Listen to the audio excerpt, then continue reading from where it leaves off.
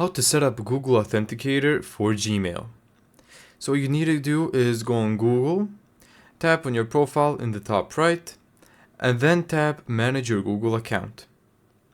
From here, tap Security and Sign In, and then go to two-step verification. So let's tap that. I'll just type in your password and then log in again.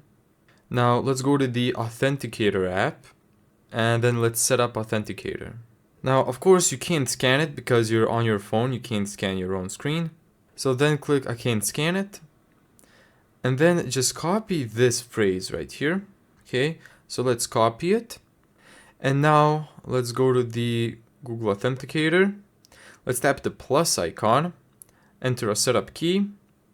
Now in account name, you're gonna enter your email. So, okay, now paste your key.